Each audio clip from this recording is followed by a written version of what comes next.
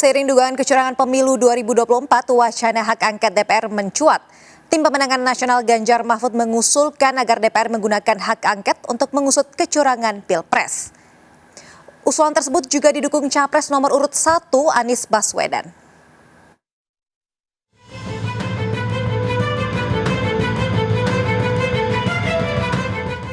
Wacana hak angket DPR untuk mengusut dugaan kecurangan Pilpres 2024 terus menguat. Capres nomor urut 3 Ganjar Pranowo meminta fraksi PDIP menggunakan hak angket untuk mengusut dugaan kecurangan pemilu. Anggota DPR fraksi PDIP yang juga Wakil Deputi Kinetik Teritorial TPN Adian Napitupulu menyatakan selain PDIP, partai-partai pengusung Ganjar Mahfud lainnya juga solid mengusung hak angket.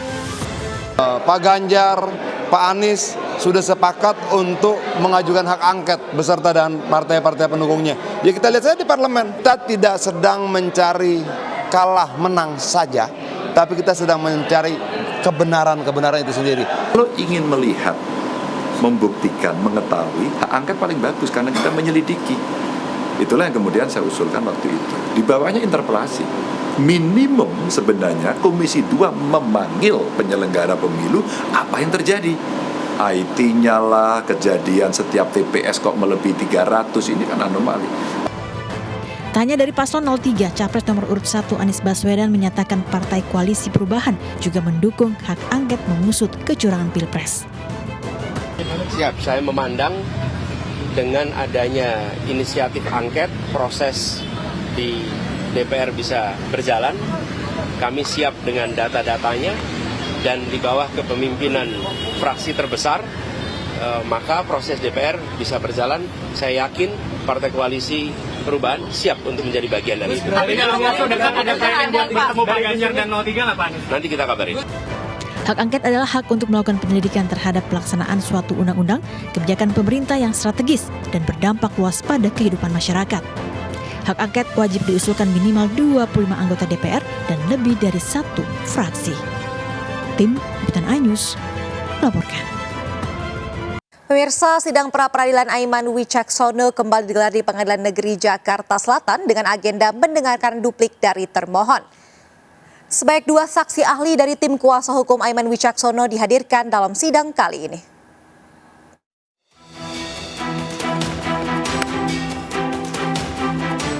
Juru bicara TPN Ganjar Mahfud, Aiman Wicaksono, kembali mengikuti persidangan pra-peradilan di Pengadilan Negeri Jakarta Selatan. Sidang mengagendakan pembacaan duplik dari termohon dan sekaligus mendengarkan keterangan saksi ahli. Saksi ahli yang dihadirkan pemohon yakni pakar hukum acara pidana Suparji dan pakar bidang hukum etik dan pers Wina Armada. Suparji menegaskan penyitaan barang bukti berdasarkan hukum pidana semestinya ditandatangani oleh ketua pengadilan, bukan wakil ketua, dan salinan penyitaan bisa didapatkan si pemohon. Sedangkan Wina juga menyatakan profesi pers yang melekat meskipun non-aktif sebagai wartawan tidak semestinya dikriminalisasi. Saudara Aiman Wicaksono pada saat menerima berkomunikasi pertama kali dengan narasumber ini masih berstatus sebagai wartawan dan belum menjadi caleg definitif atau caleg dalam daftar calon tetap KPU tanggal 4 November 2023. Karena saudara Aiman Wicaksono menerima berkomunikasi pertama kali itu di bulan Oktober. Ini harus dicatat. Oleh karena itu, poin pesan penting yang kami terima terhadap ahli hukum pers itu adalah hak tolak itu melekat sejak Oktober itu, bukan sejak menyampaikan konferensi pers tanggal 11. Saya tidak akan pernah lelah untuk kemudian berkata bahwa hak tolak itu kita semua nih wartawan harus miliki untuk melindungi narasumber-narasumber yang penting.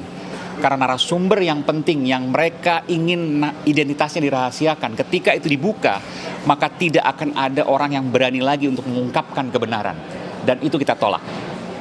Oleh karenanya hak tolak yang diatur oleh Undang-Undang 40 tahun 99 harus kita jaga bersama, harus kita pertahankan, dan harus kita bela. Sidang akan berlanjut hari ini dengan agenda mendengarkan saksi ahli dari termohon. Dari Jakarta, Estra Ambarita, Ari Setiawan, dan Sutrisno melaporkan. Pemirsa, jaksa menuntut terdakwa kasus penodaan agama Panji Gumilang 1,5 tahun penjara dalam sidang di Pengadilan Negeri Indramayu. Atas tuntutan tersebut, tim pengacara Panji Gumilang akan mengajukan pembelaan dalam sidang mendatang. Terdakwa kasus penistaan agama Panji Gumilang hadir dalam sidang pembacaan tuntutan di Pengadilan Negeri Kabupaten Indramayu, Jawa Barat. Jaksa penuntut membacakan tuntutan terkait penodaan agama dengan pasal 156A KUHP sesuai dakwaan kedua. Panji terbukti secara sah dan meyakinkan melanggar pasal 156 KUHP dan dituntut hukuman 1 tahun 6 bulan penjara. Menanggapi tuntutan JPU, penasehat hukum Panji Gumilang mengajukan keberatan dan akan disampaikan pada sidang berikutnya pekan depan.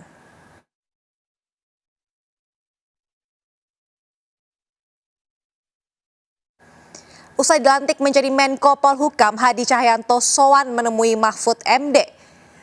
Pertemuan tersebut merupakan silaturahmi sekaligus membahas prioritas program kerja yang harus dilanjutkan.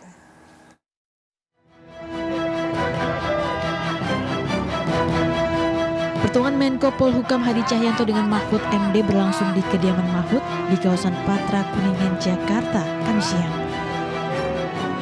Dalam pertemuan ini keduanya membahas sejumlah penanganan masalah yang ada di Indonesia, sekaligus program kerja prioritas yang akan dilanjutkan, diantaranya PLBI, likuiditas Bank Indonesia, Undang-Undang MK, dan pelanggaran HAM berat.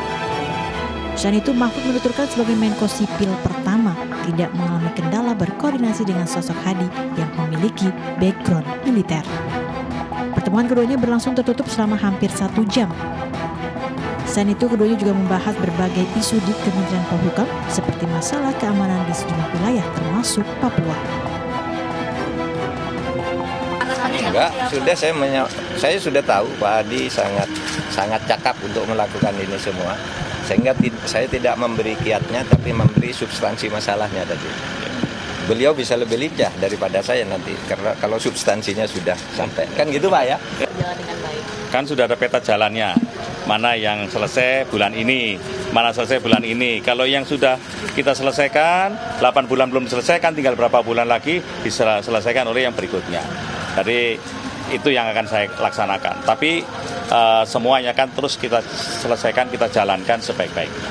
Apalagi arahan dari Prof tadi sudah bagus sekali. Kita sudah punya gambaran yang bagus.